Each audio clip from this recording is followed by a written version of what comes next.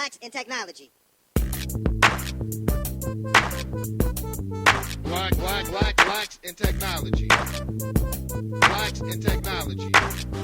Blacks in technology. Blacks in technology. Blacks in technology. Welcome everybody to the Blacks in Technology BITTechTalk podcast. I'm your host, the founder of Blacks in Technology, Greg Greenlee. BITTechTalk podcast is a show where we talk to Black women and men who are engineers, innovators, educators, inventors, change makers, and entrepreneurs doing amazing things in the world of technology. This is the podcast where they share their stories, experiences, ideas, knowledge, and perspective on tech with the BIT community. So if this is your first time listening, you can check us out at www.blacksintechnology.net. That's our main website. We are also on the Twitters. We are at Black in Technology, and that's spelled BLKINTECHNOLOGY. We're on Facebook as Blacks in Technology, LinkedIn as Blacks in Technology, and also Instagram as Blacks in Technology. Blacks in Technology is a tech-focused community and media organization that is dedicated to increasing the representation and participation of Black women and men in technology. And we're always focused on forming new partnerships and opportunities to assist our members with their continued professional growth and development. So if you want to partner with us, or if you want to sponsor one of these podcasts, send us an email to contact us at blacksintechnology.net. Tonight, our guest on this episode of BITTechTalk is Mandy Price. She is the Chief Executive Officer and Co-Founder of Kanarys. Kanary is a platform that launched in July of this year and enables employees to anonymously share feedback on their company's DEI initiatives to help companies address potential areas of opportunity. So I definitely want to welcome Mandy to the show. Hey, Mandy. Hi, Greg. How are you? Thank you so much for having me on tonight. No problem. Thank you. I definitely appreciate you joining us tonight. So we're going to jump right into it, and it's customary for our first question for you to tell us a little bit about yourself. So can you give us a little bit of background information on you, kind of where you're from, your education, etc.? Yeah, sure. So I am from Dallas, Texas, and I'm a lawyer by trade. I attended UT Austin and then Harvard Law. I practiced law for 12 years and then decided to jump into technology and founded Kanary. Excellent. And so you have a law background. Like, did you ever have any interest in technology before you actually launched Kanarys, or is this kind of your first foray into it? You know, I've always had some interest in technology. I've always had an interest in data and really trying to think of how we can solve our social problems. And so I think my combination of my interest in data and analytics as well as my lawyer background really helped fuel the launch of Kanarys. I've had an interest in technology, but I'm definitely not someone that just was always engrossed in technology. But especially when you're looking at something like the legal field that is usually not very innovative, not very, the first one to make changes, it just was very apparent to me that by utilizing technology, we could really advance diversity, equity, inclusion, and advance the way we were approaching all of our DEI metrics and approach to DEI. That's a good segue into the next question. For me, it was an experience at attending, technology conferences that made me want to kind of tackle this issue of diversity and inclusion. What was it for you? So I had practiced law for 12 years and I had become a partner at a firm. And so even as I continued to kind of excel in my career, I still saw that there were difficulties and reluctance on the part of individuals, especially underrepresented professionals, to kind of speak up and talk about the issues that they were dealing with in the workplace. And to me, I had the tipping point was actually I had served on a board of a civil rights organization, and this organization did employment litigation against companies for civil rights violations. And so I thought that in that space, it would be safe for me to talk about bias or discrimination or just talk about kind of microaggressions or the things that people kind of deal with in professional settings. And when even in that place, I wasn't safe to talk about these issues, I realized that we needed to really utilize technology and as well as creating a forum where people had that freedom to speak up and speak their truth, where people wouldn't feel attacked because even it doesn't matter how well read or your intentions. Sometimes when you bring up these issues, people don't respond well and they become very defensive. And so I wanted to use a platform that will allow people to be able to talk about their experiences, but us to be able to talk about it from a data perspective so that we can make the needed changes that need to happen, but allow people to kind of disengage from that defensiveness that if you talk about it from a personal perspective is usually brings to the situation. So when you're looking at data, and you're able to say, well, statistically, there's no other way that we can kind of explain these scenarios or these situations as far as what these underrepresented populations are dealing with. It allows people to really look at the systems and not think of it so much as a one-on-one individual situation. I think overall, and when you look at our platform, that is our goal. When you look at what the research says as well, so much of diversity, equity, inclusion is based off of trainings and based off of changing people's behaviors, which is rightfully so. And I don't want to take anything away from that because that's important.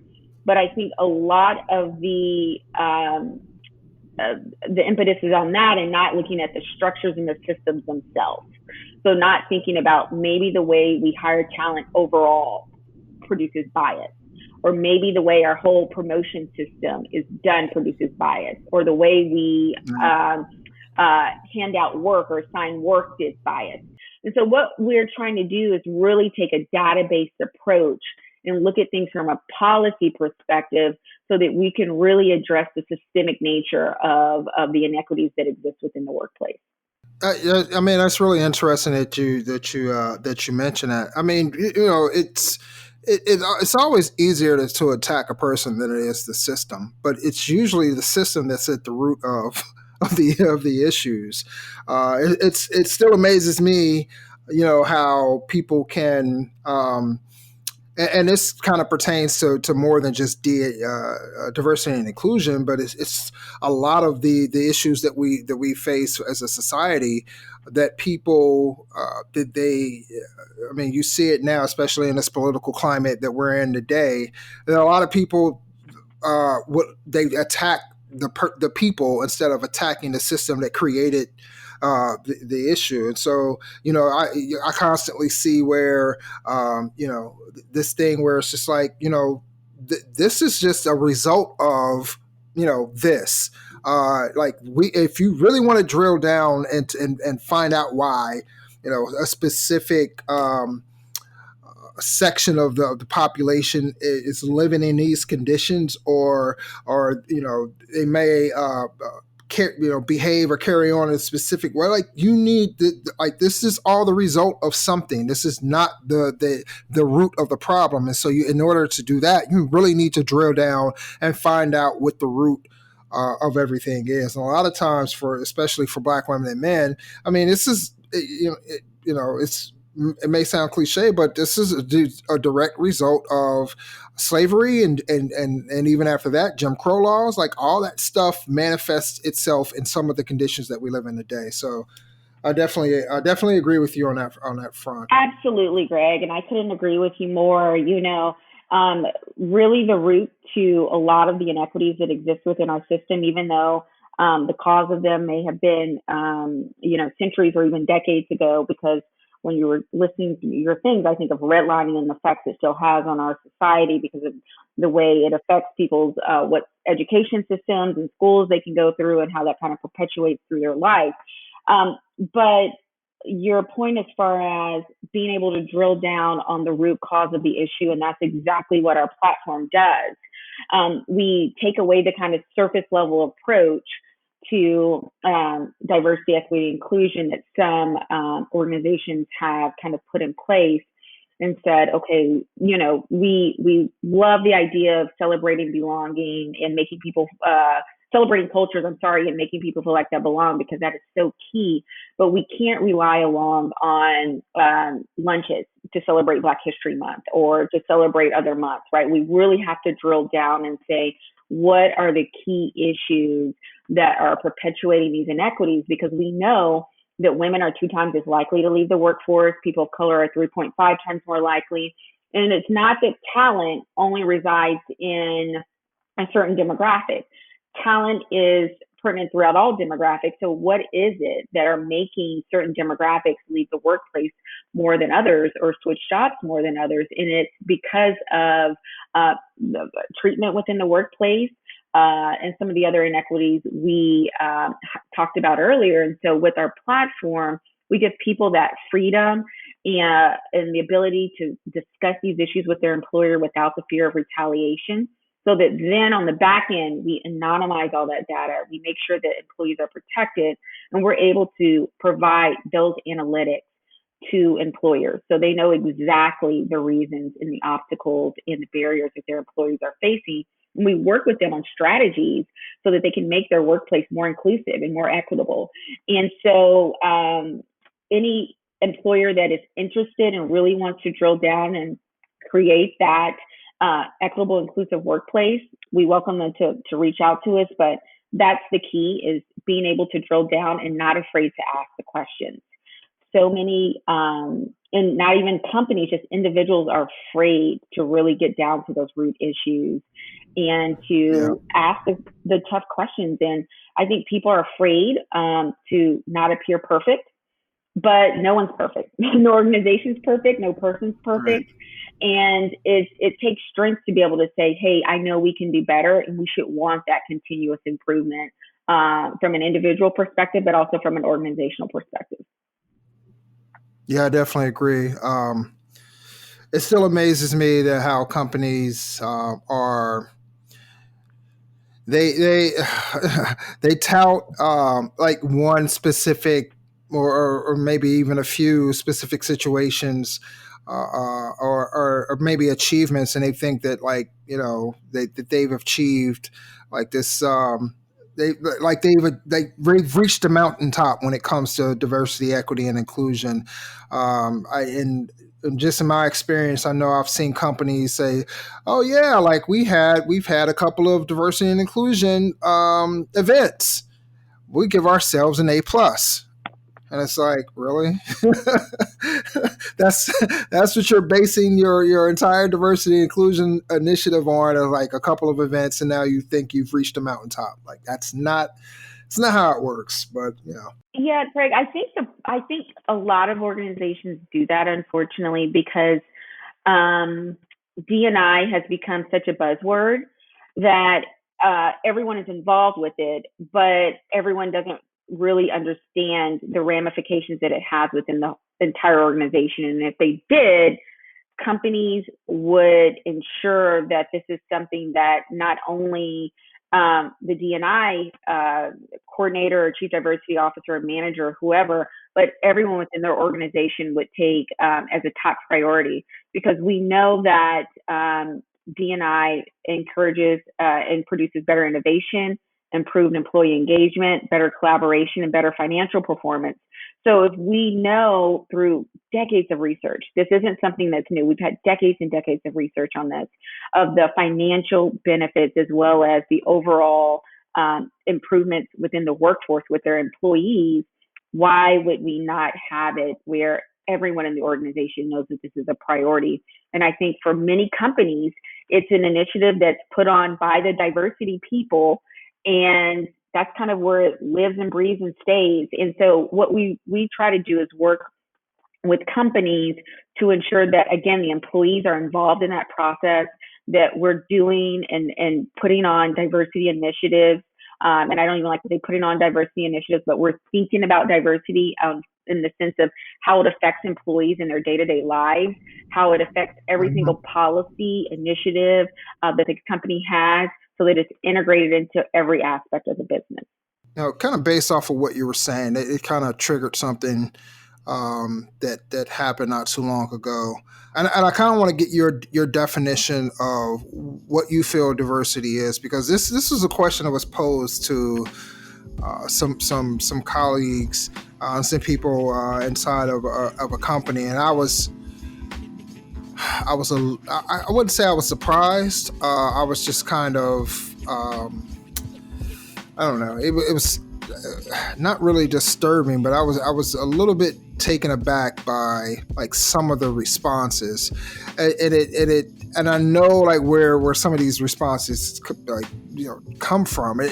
It's not that they come from a bad place. I think it comes from a place of people not understanding what I guess true diversity really means, because you can have diversity of thought, diversity of ideas, but still remain homogenous as far as like the makeup of your company. And I saw like a lot of answers. There was the company I work for had a diversity and inclusion kind of day, where the question was posed, what does diversity mean to you? And I seen like quite a few, and we wrote like what diversity means to us on a poster board, and like a lot of these answers were people from with different ideas and different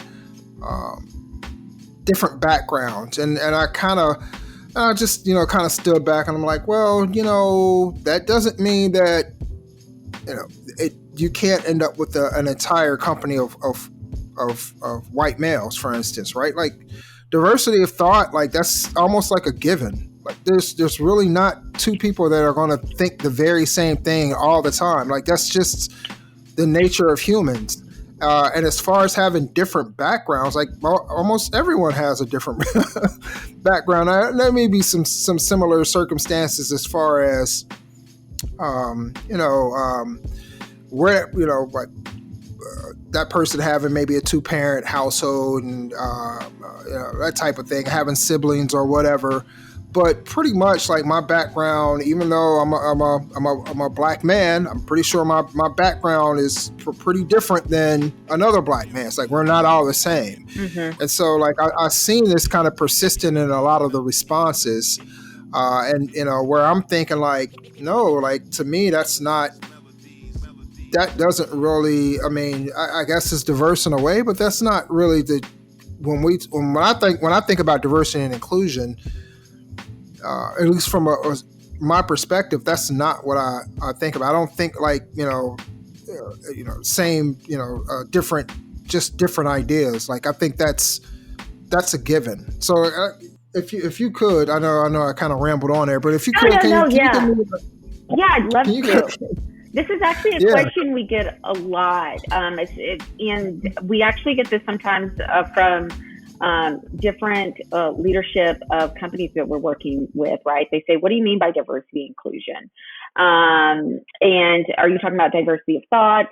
And we say, the reason why diversity is important is because it does bring in different perspectives, but we can't negate the experiences of people of color and of LGBTQ and of disabled individuals, and that their experiences are different in the workplace. And so we do a disservice when we try to mitigate or diminish the experiences that they have in the workplace because they are different. And we know that, again, because of research.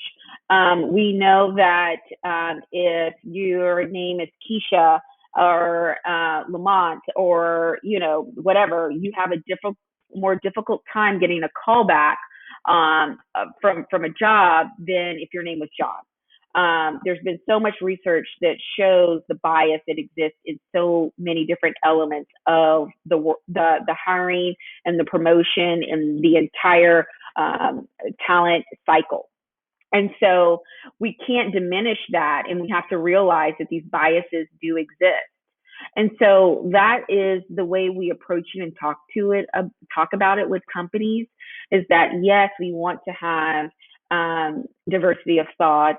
We want to have people from different backgrounds, but we also need to make sure that our systems are fair and equitable. And I think sometimes we get people think about diversity, but they're not thinking about the systems, and does everyone have the same opportunities to really rise through the system?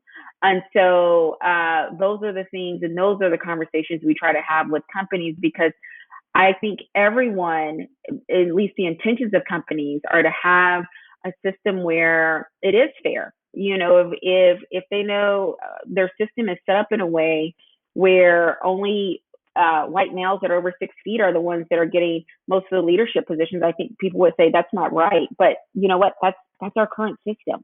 If you look at most of the CEOs in the country, they have that demographic. And that's because that's the idea of what leadership looks like in our country.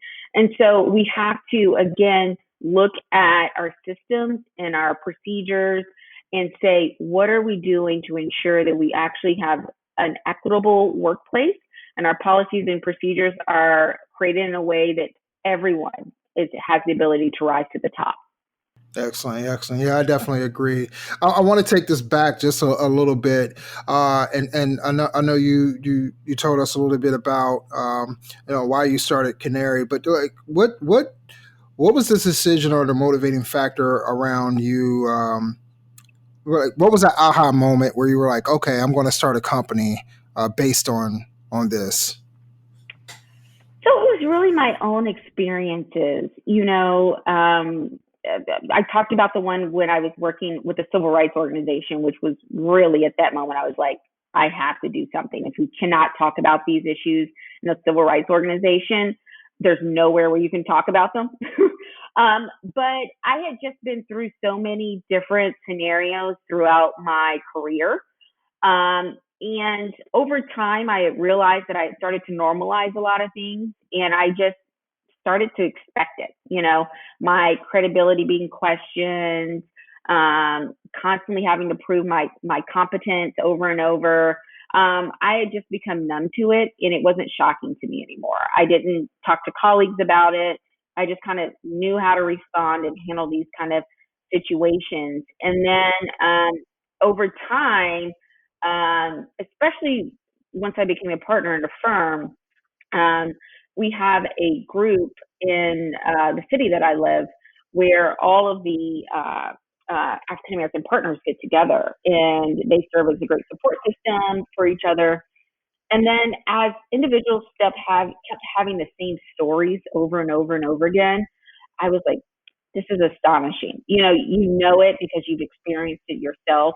But then to hear, no matter what work environment you're in, that the same situations exist, just showed me that there was a systemic problem and that there needed to be a different approach that was being taken.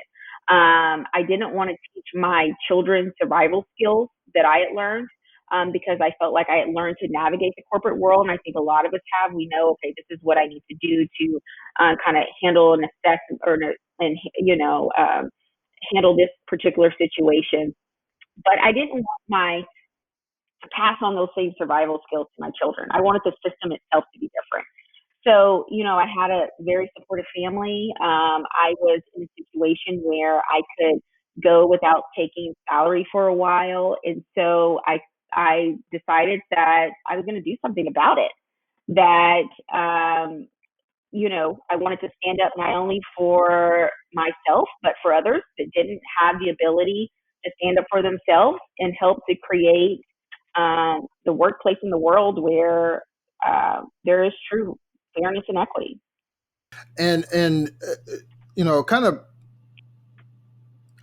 based on your research, well, let's take this back. You mentioned, I think in your bio, that you say it's time for companies to become more strategic when it comes to inclusion by taking a data-based approach. So, like, what do you mean by that? And what have they been doing all this time incorrectly?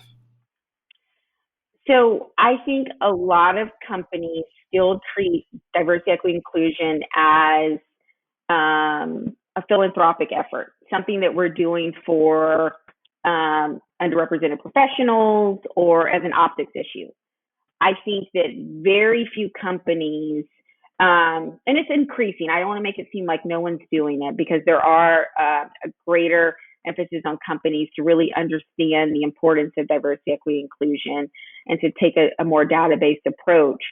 But to really look at the numbers, to get feedback from their employees on the actual day-to-day experiences they have in the workplace, and put forth policies and strategies and initiatives to deal with that. This is what I was saying earlier, moving away from we're celebrating Black History Month, or we had a motivational speaker come in, which again, I don't want to knock those because I think that's important, but that can't be where we stop. We have to actually look at our systems and say, well, what is it? You know, at the law firm I worked at, we had 50% women that would start, right? And when you look at the demographics of law school, 50% of women are usually magna cum laude, 50% are editors of the law review, which is another distinguishing kind of title and status for law students. But then, and same thing, the graduation rates for law schools are always around 50-51%, which mirrors the population of males and females. But then when you look at the rate of partnership within law firms, it's around 18% for women. So instead of saying, well, women just want to leave because they want to have children, why don't we actually do analysis and, like you said, look deeper and to say, what are the issues here?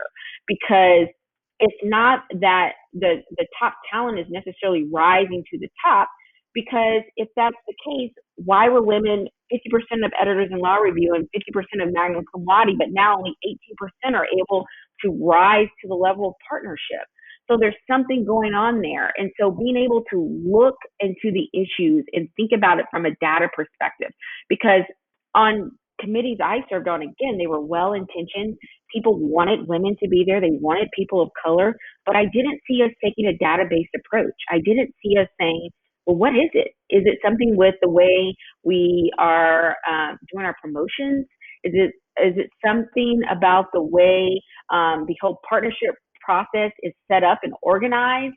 And so I that's what we mean, is by really looking at the data, just like you would with any other business priority. If we don't meet our financials, we had a database approach for that. Well, why didn't we get this deal, or what made us not get this RFP? And so we need to take that same database approach to diversity, equity, and inclusion. Excellent. And what does that database approach look like for Kanary? I know that you all are using machine learning and AI, and talk to us a little bit about that as well. Like, how are you? What type of data are you collecting, and how are you leveraging machine learning and AI to kind of give you the results and that you can use towards making sure that that are making an impact with diversity and inclusion?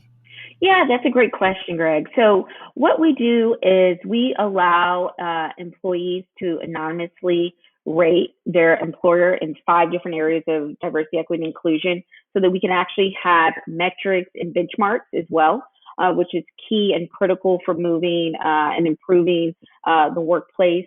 But what we do is, in addition to that, we have surveys. So we deploy various surveys where AI is built into that. And the surveys are all responsive based off the input of the user. And so from that, we are able to draw a lot of insights from the feedback from the surveys, as well as natural language processing from reviews. So users are able to leave reviews on our website. We extract out sentiment from those from the natural language processing.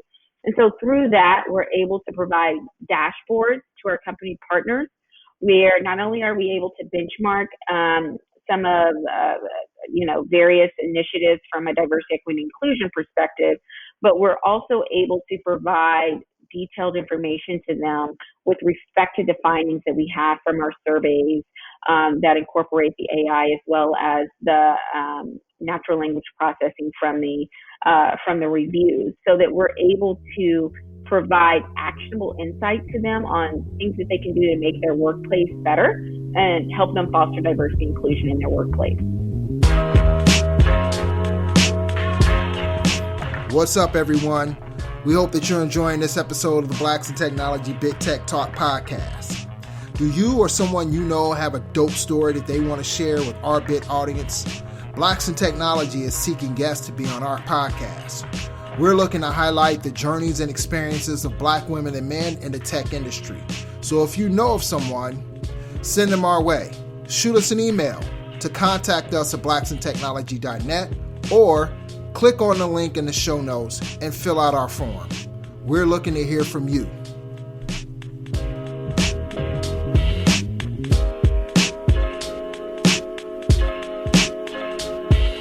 Based on that answer, can you kind of like walk us through like that entire process? Like what does it look like from first an employee standpoint, and then let's just say like what does that look like from an employer standpoint? Like after they get this data, like what is done to that data, or how are you helping them?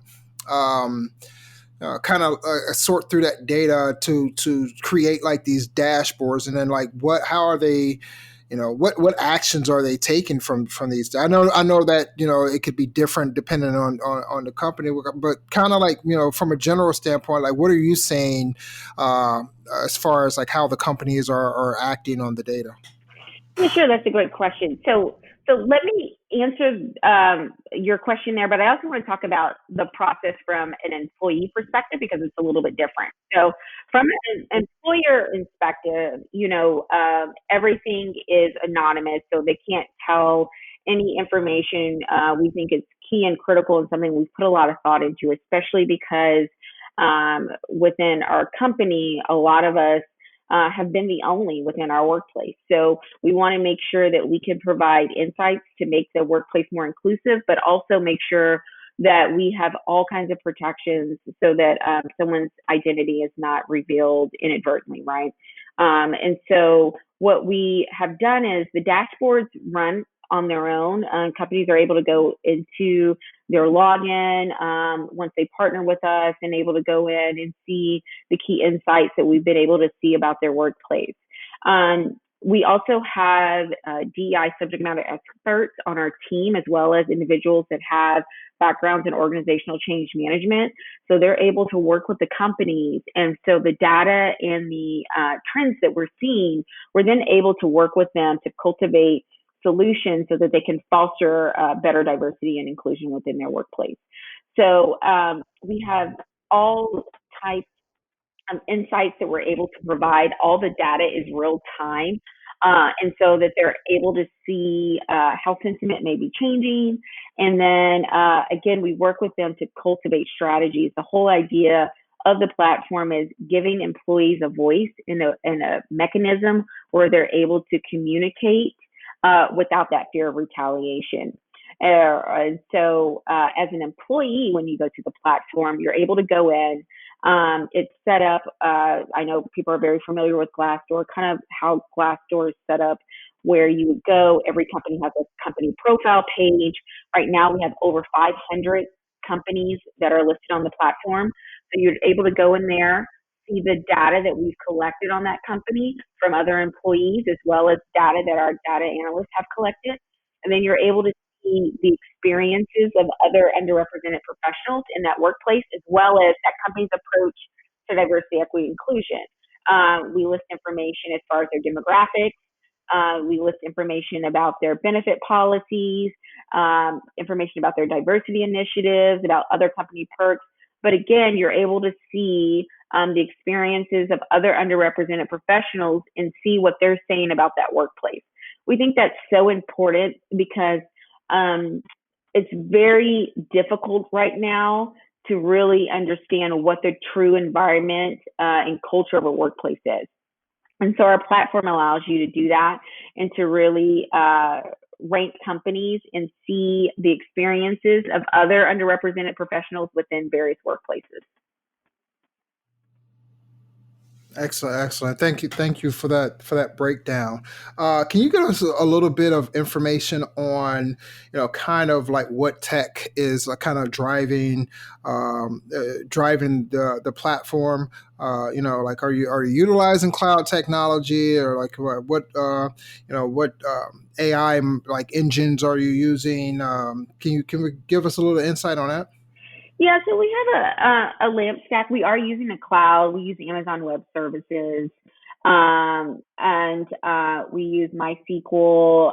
A lot of the platform is PHP, but we have some other languages built in there as well.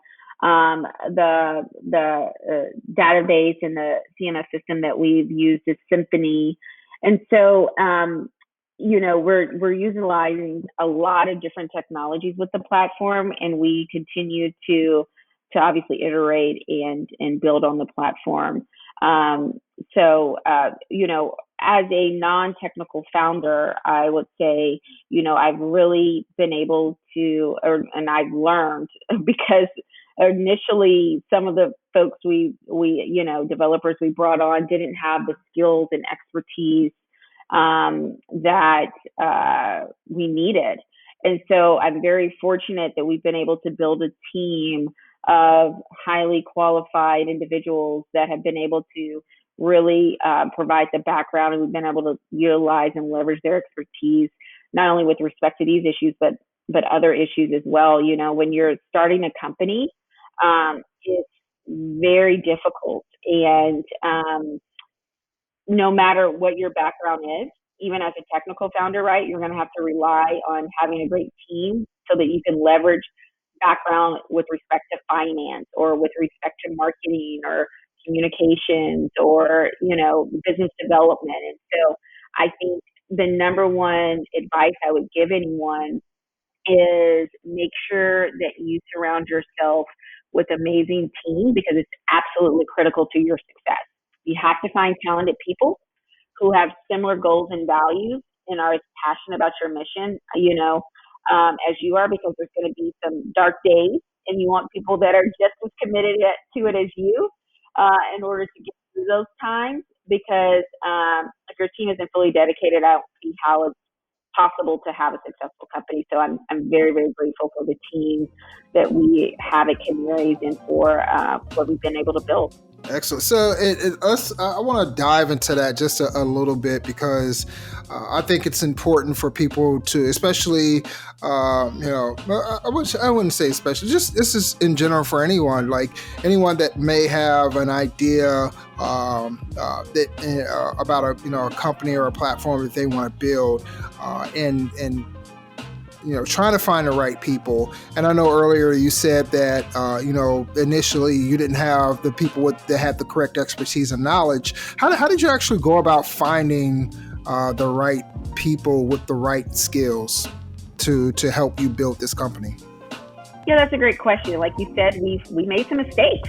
We brought on people and it was like, this isn't going to work, and they don't have the skills and the expertise. And so what we relied on a lot was our networks initially, being able to go back and look at college contacts, law school contacts. One of the things that was really key and critical for us was putting together an advisory board.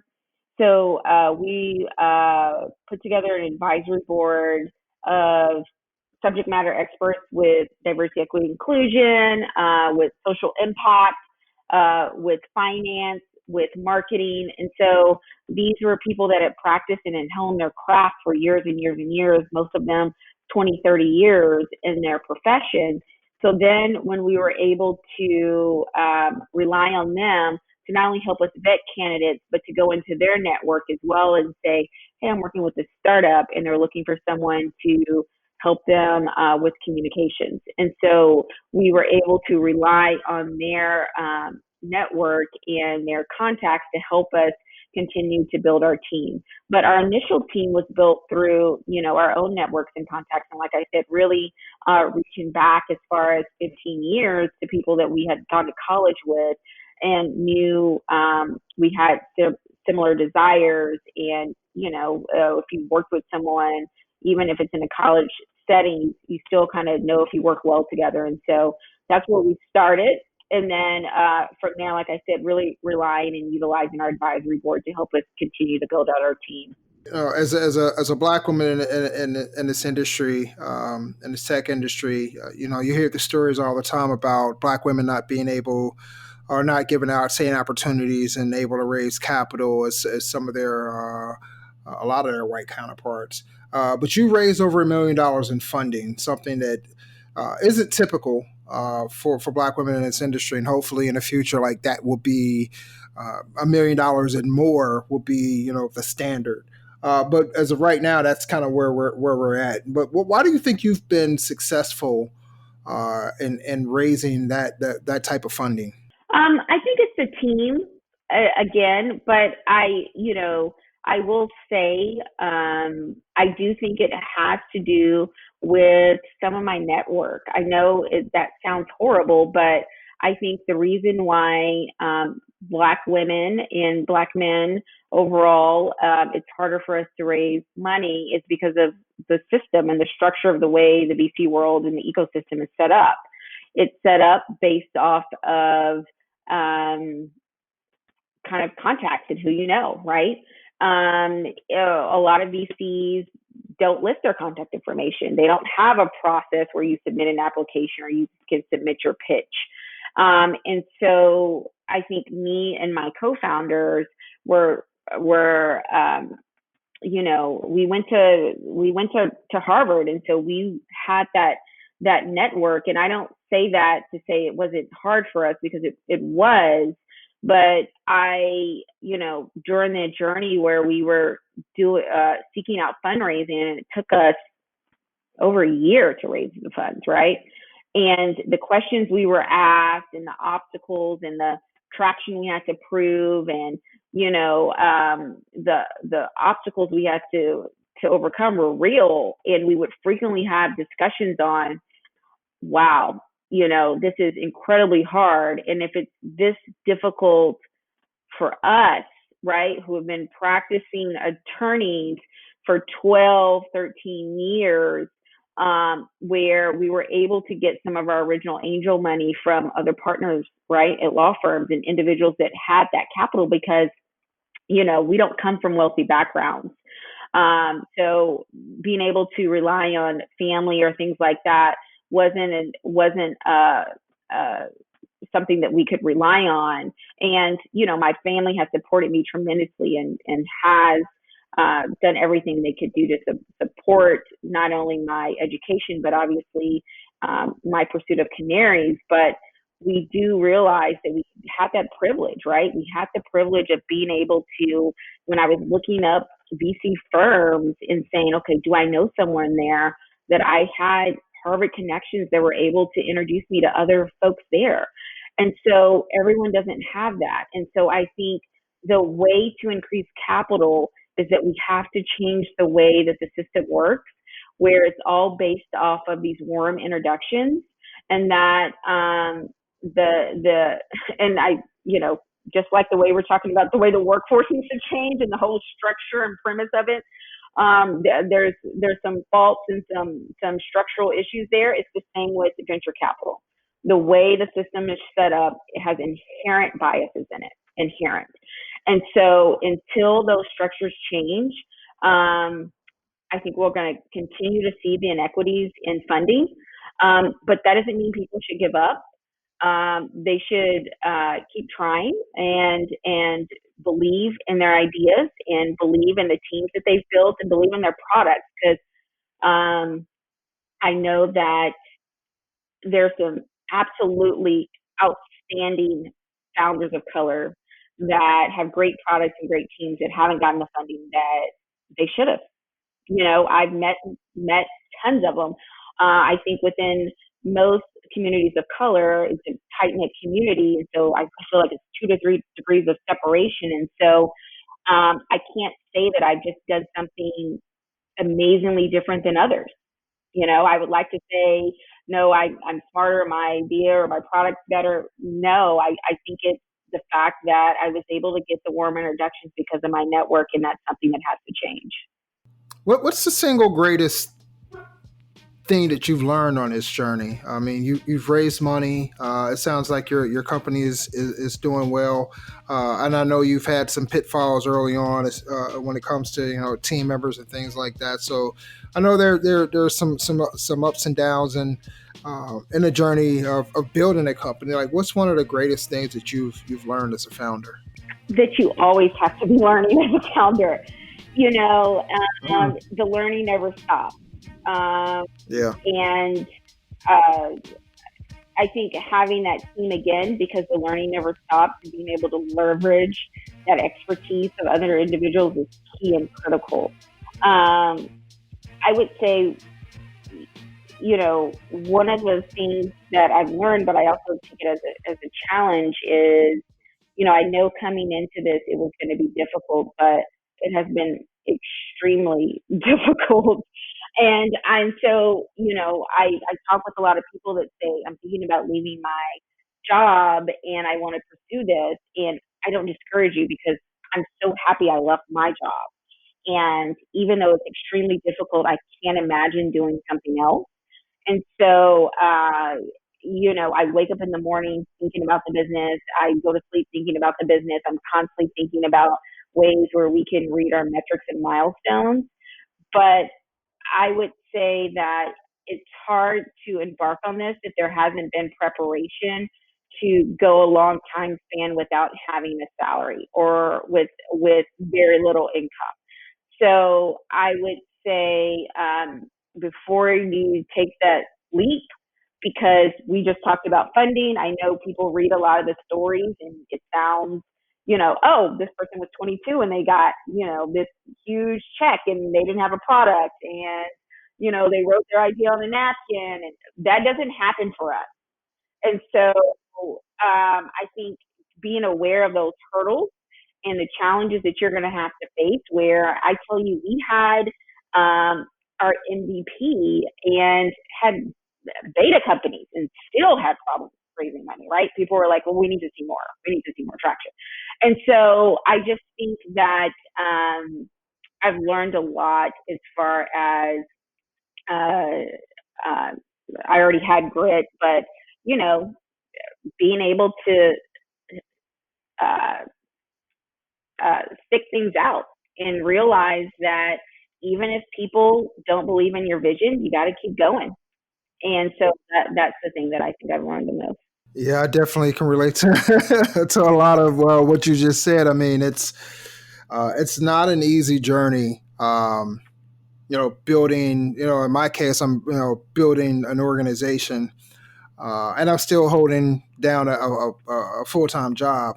But it's not an easy journey, and I wouldn't even say it's meant for everyone. I would love for everyone to go out and build them a company, but it does take a certain level of resilience to kind of see yourself through the hardships and the ups and downs, and managing people is difficult enough, let Exactly. alone raising money and things like that. But just managing people on a day to day, like that's a difficult thing. If you don't have that in you, then you're going to be in trouble. So it's definitely some good advice for people out there looking to start their own entrepreneurial venture. Let's talk about your a failure. Like, what do you think is like one of your biggest failure? Like something you just like, oh man, like that was the worst. But and kind of how did you bounce back from that? I think the initial development team that we had working with us was a huge failure. And especially given that we are a technology platform, it was initially hard for us to bounce back from that, right? Our prototypes and the way it looked, and the product didn't work the way we envisioned it to work, and the UI, the UX, everything about it was wrong.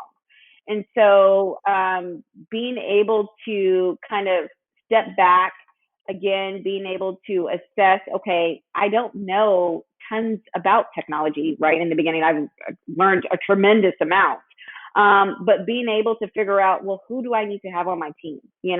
understanding even the difference between a front end and a back end, and all these different things where I had to learn really quickly on, okay, this is what I need, and these are the backgrounds, and these are the languages, and these are the people that we need to have on our team. And so that was a key turning point for the product and for the company. Gotcha. Yeah, and I can attest to some of the same things. I mean, I'm an engineer, but I'm not a web developer, right? Mm-hmm. So like I know the how the behind the scenes stuff works, but I'm not the type of person that can code a front end and make it responsive and all that stuff. And I remember some of I'm not. I guess I'm not. I wouldn't say I'm like a graphics person. Like you is certain things that graphic design people or web design people, front end web design people know about it, just from a psychological perspective, like when it comes to colors and when it comes to placement of things. Like there's a the UI of everything. Like that, there's people out there that have degrees in just like human factors and things like that. So they know how to place certain things on a web page, or they know what colors will get certain emotions or evoke certain emotions from people. And I'm not that person. So some of the earlier iterations of Bit, I mean, oh my God, they were horrible. I wouldn't even. I'm embarrassed that I'm a tech person and it looked like that. But I definitely understand where you're coming from. Like the first, I mean, but that's part of the learning experience, that journey, right? Like you're constantly learning. Like I know a lot more now about the aesthetic properties of a web page as opposed to when I first started Bit, and that only comes through failure, through putting up something that's butt ugly and and dealing with it and understanding like something that's actually, I would say, beautiful from a UI perspective, and being able to understand the elements of it and why it's beautiful, and then coming back and saying, okay, this is kind of what I need, or even doing the research or listening to people who do that type of work, and hearing what their process is on putting together web pages, and saying, oh, okay, so the next time you go about doing something like that, I know our first couple of iterations for Bit, they were for what it was back then, it was something that we dealt with. But looking back on it, I can say like, oh my God, it was awful, right? Like that's just, it was completely whack. And so like now, I know the types of questions. I know like what type of information like a web developer needs to in order to proceed. I know about having like a framework first and things like that before you even start coding anything. Like those are the things that you learn, on your journey. And so, like you said, like you mentioned earlier, like the whole thing is a learning process. I think one of my friends, they said, most entrepreneurs, they wing it and they learn and and they build on top of that knowledge, and hopefully they come out with something good. That's absolutely right. And like you said, the learning process is multifaceted. I've learned not just a lot about technology, but I've learned tons about finance. Like if I think of some of the mistakes too, when we talked with some of our first investors, they were asking about CAC and LTV and different things. And, I had to get up to speed on all that, even though I was a finance major in college. And so I know how to read spreadsheets and put them together. I wasn't familiar with the calculations that investors wanted you to have, right? So everything is a continuous learning process on when you're running a company. And based on that, like what advice would you give to other Black women founders on building a tech company?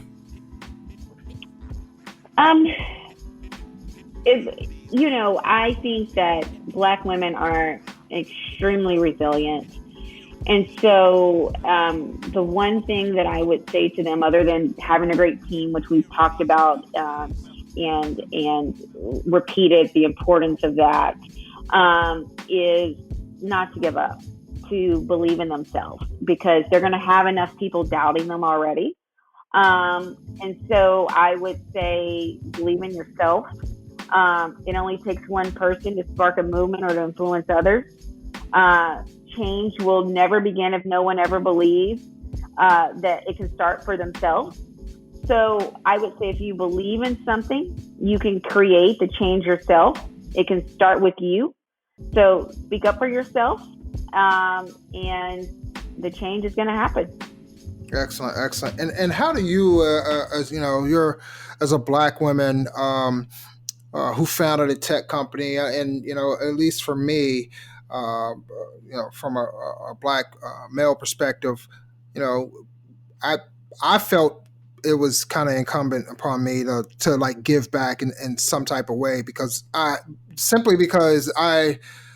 didn't feel like I had the same or any guidance, coming up through tech. And I've been in tech for close to 17 years, and I've met a few.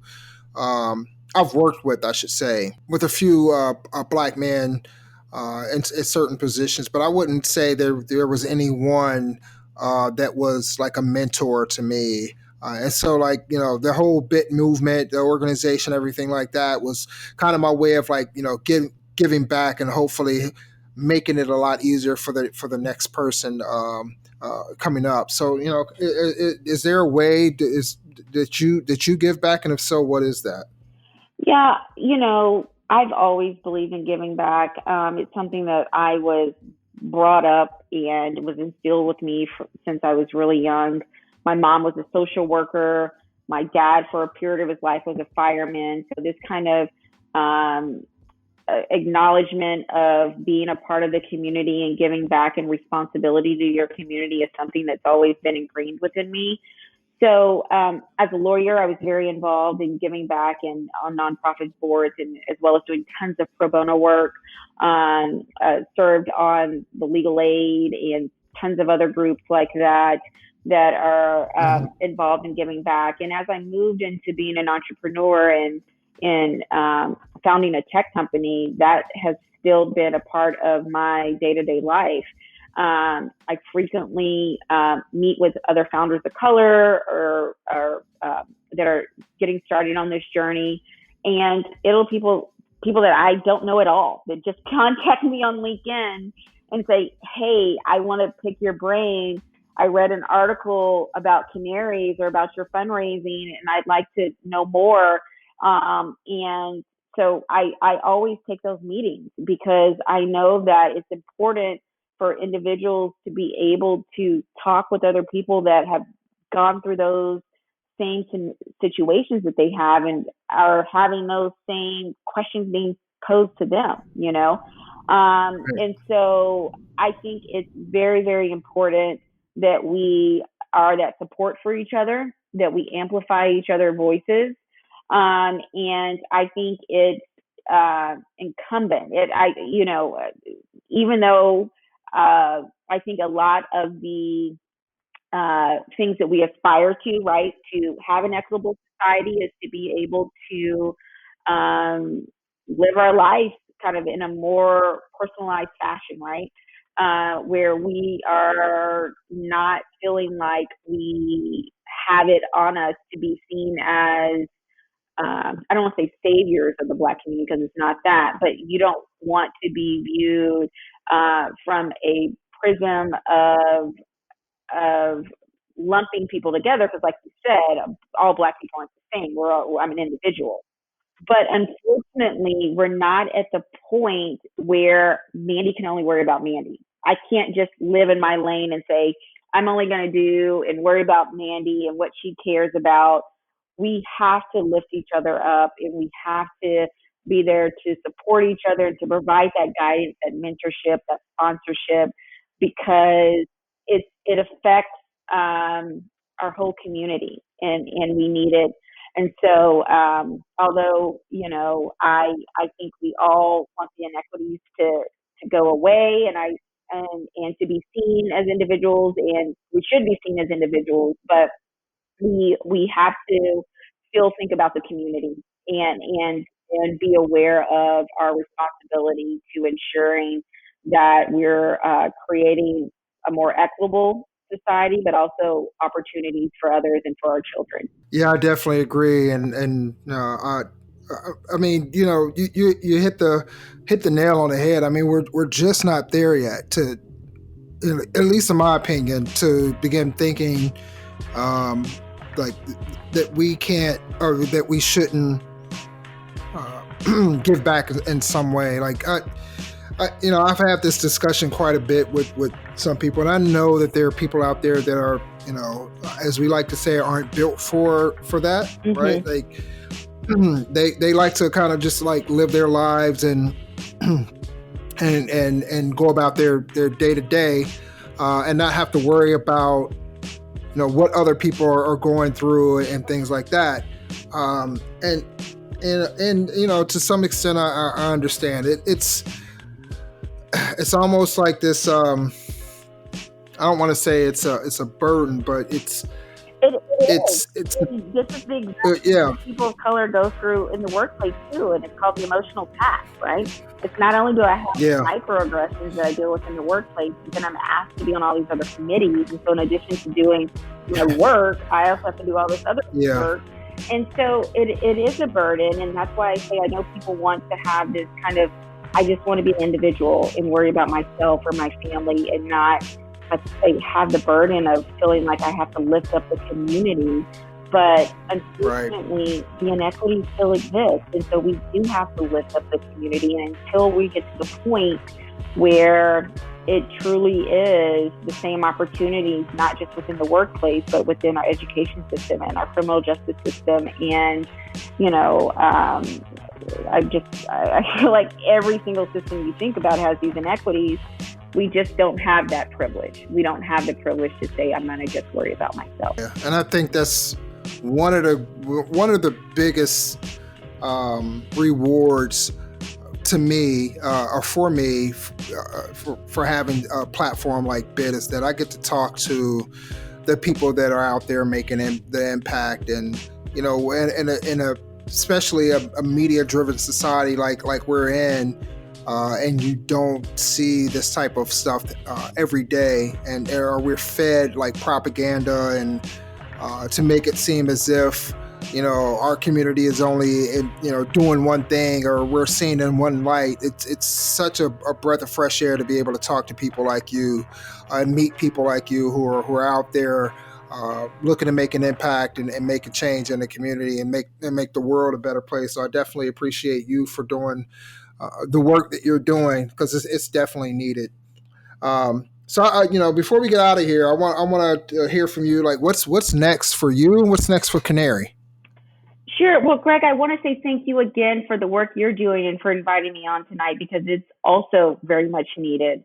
I say what's next for Kanarys is we're going to continue to grow our team and grow our platform so that we have the best, most dedicated team around. But we're going to continue to collect and analyze data while growing our users so that we can help make recommendations to companies and help them really improve diversity, equity, inclusion within their workplace. The check the box, surface level diversity, I think all of us are done with. We want to see real change, and we want to work with companies that realize the importance of inclusion in the workplace, and we want to lead the way to making real changes in the workplace. Excellent. And how can people learn more about Kanary? How can they follow you? Yeah, so everyone can go to www.kanarys.com, KANARYS.com. And then they can also follow us on all of our channels, and our name is Kanarys Inc., KANARYSINC, on all the social media platforms.